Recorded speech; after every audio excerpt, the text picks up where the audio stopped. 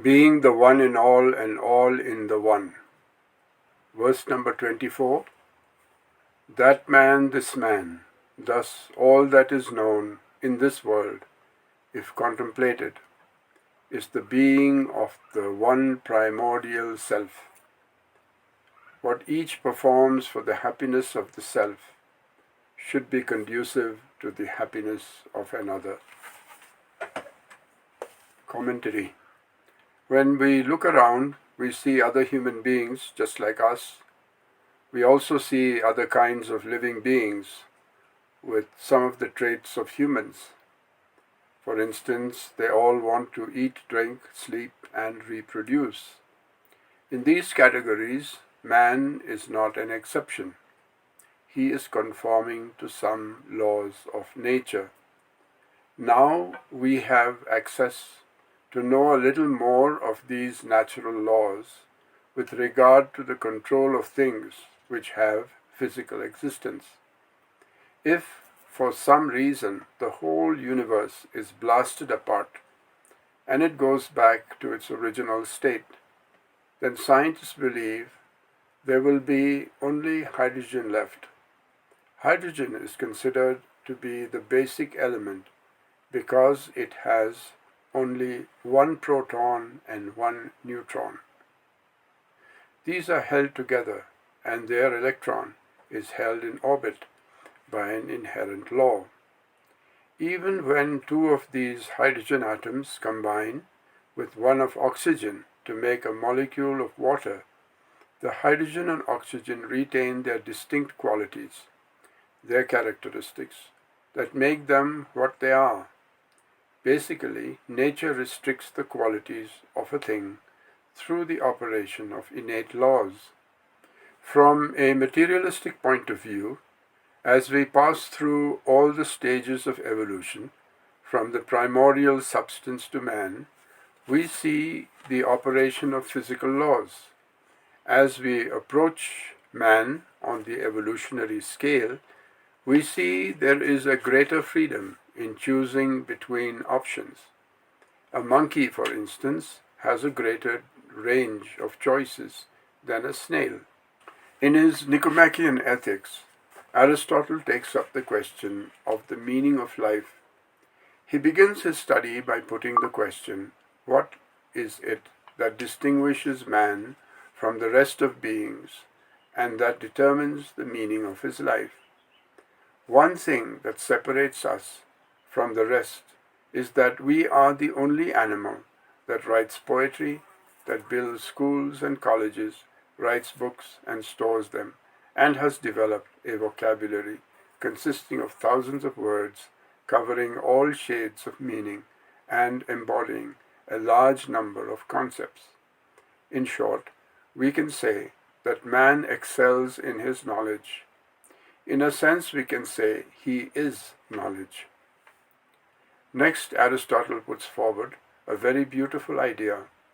He says, although we are all aware of what is good, the word good by itself does not have any special meaning. It is a word like is.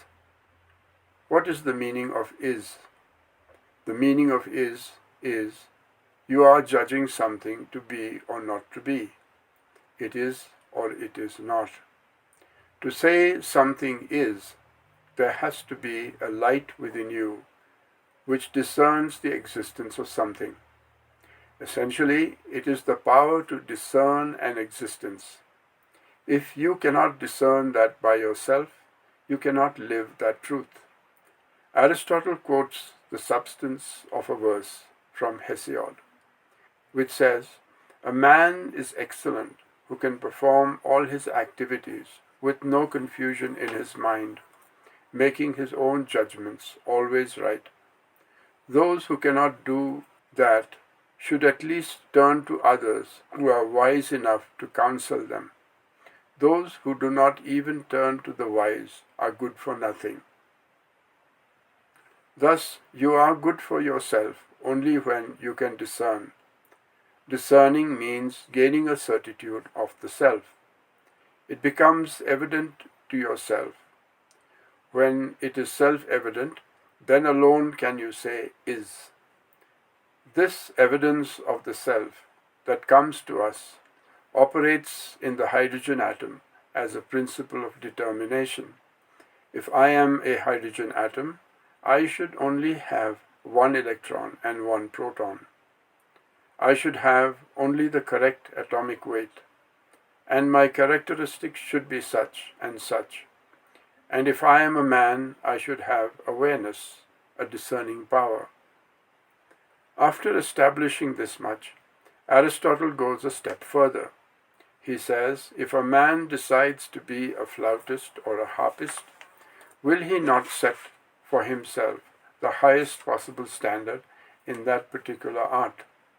If a man chooses to be a carpenter, will he not put before himself the highest standards of carpentry? Unfortunately, this idea is an unwarranted extension to a specious conclusion. The main reality is the knowledge of the self. If you choose to be a fully developed person, you should naturally put before yourself the highest possible standard of the attainment of pure knowledge. The highest possible truth is continuous and contiguous from the very first form of reality to you. It is whole, without parts, and without any possible division.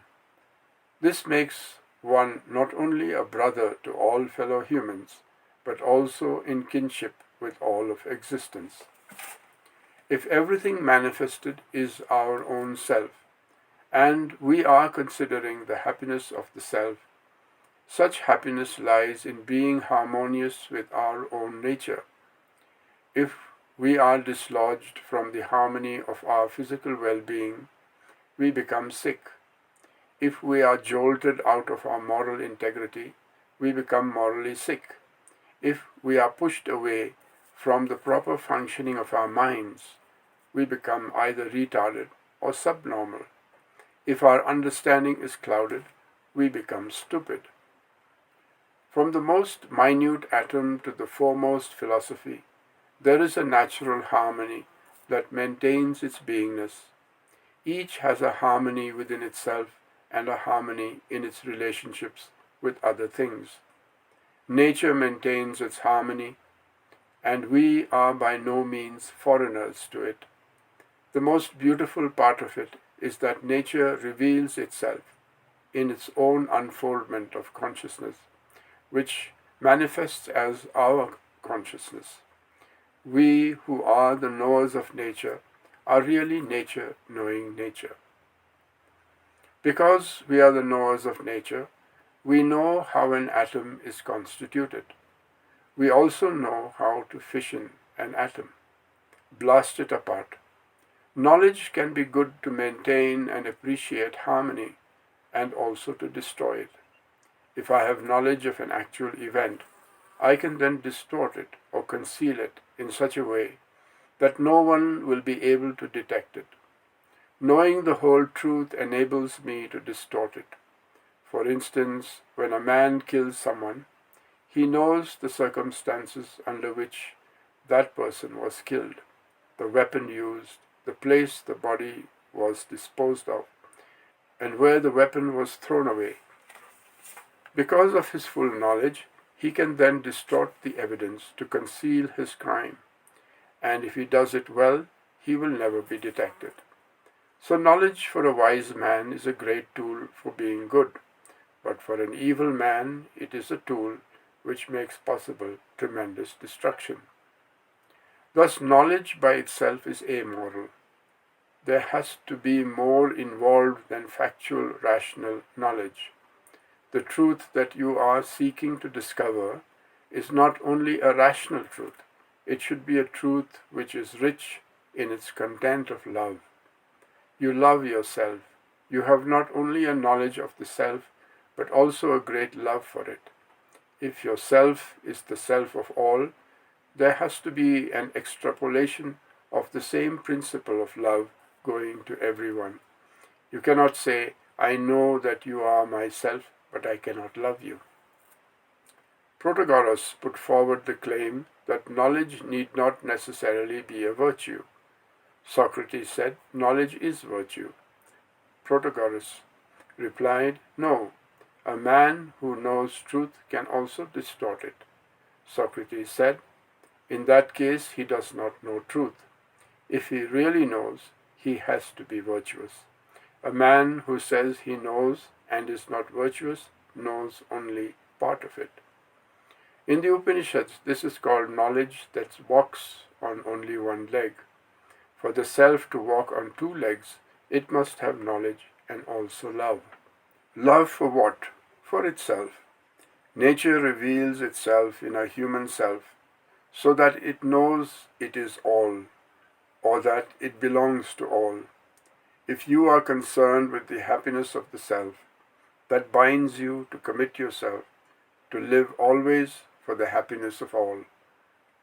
This verse introduces the concept of swadharma, performance in accordance with your true nature.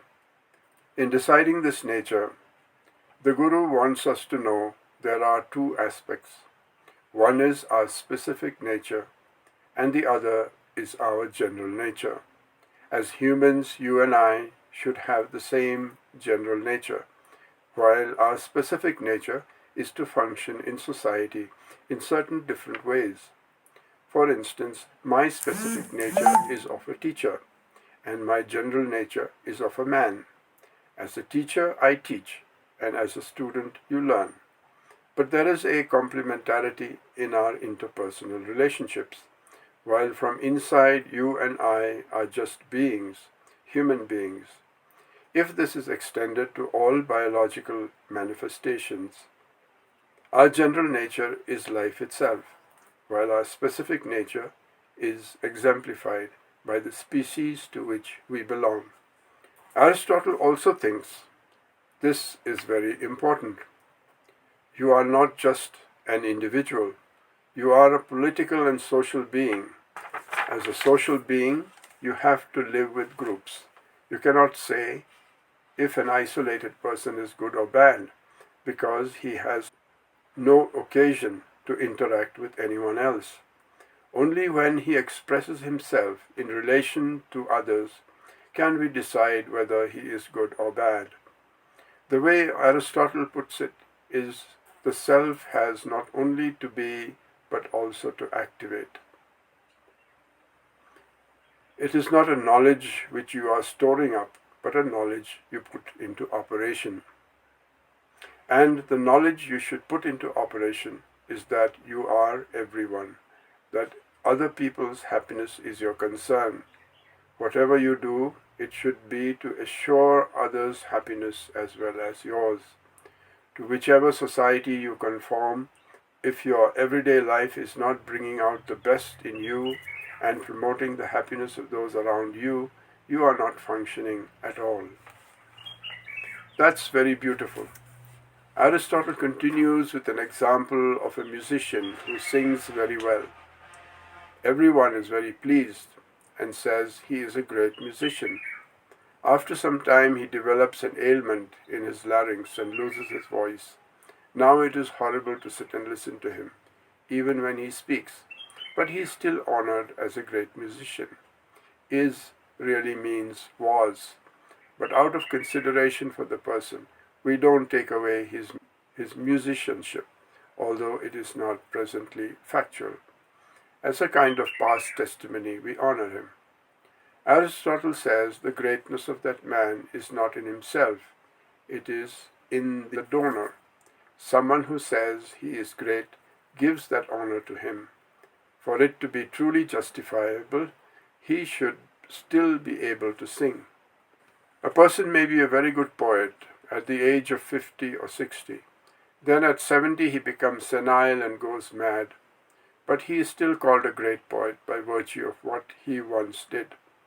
But, as Aristotle goes on to say, we won't give that kind of honor to someone when it comes to the matter of being good. If a man is bad today, we do not say he is a good man, because he was once good. A single swallow or one sunny day do not make a spring. If it is spring, there should be a songbird singing every morning. Like that, good means being consistently good. So how do you become consistently good? By being fully aware of yourself all the time. There is no vacation permitted here. If you are concerned with the highest happiness of the self, it has to be inclusive of all selves, without exception. All the time, whatever you do should be governed by the principle of aiming for the total good of all with whom you interrelate. That's the minimum requirement. Ultimately, you should relate yourself to the whole universe, where there is nothing outside you. But the minimum is to show this recognition toward the group in which you are moving around and to which you are committed. If a child is sick, the mother cannot sleep.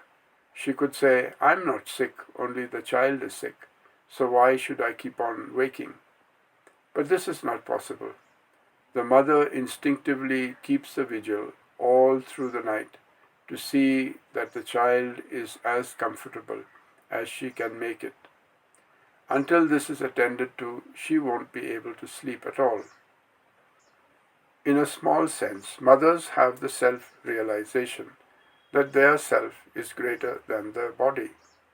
Their self includes the child, and if the child is sick, it is as if they themselves are sick.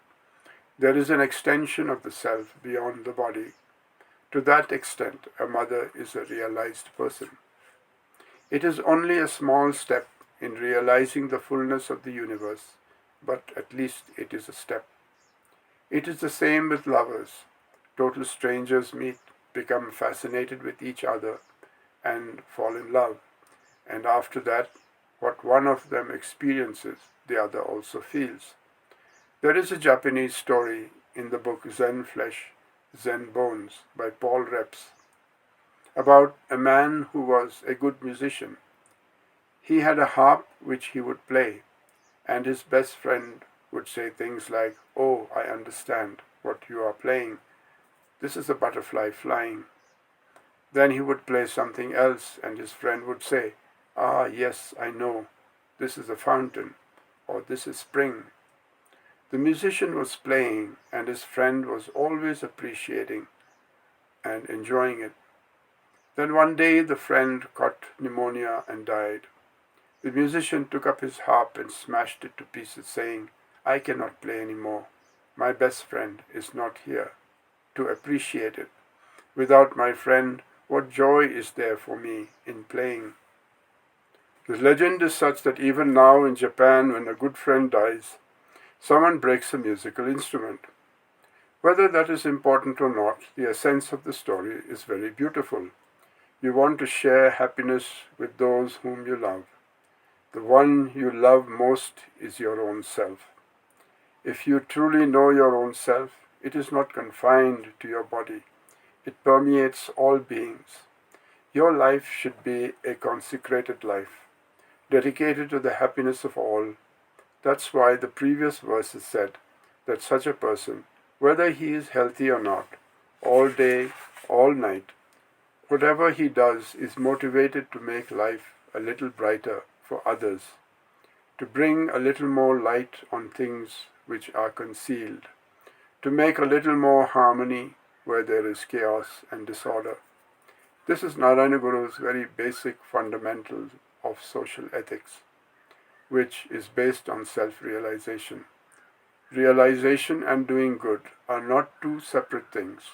They are one and the same. In the free translation of verse 24 is as follows. What is known as that person or this person, when carefully considered, is the one undifferentiated form of the primeval self. Whatever one does for the happiness of one's own self should also include the happiness of others.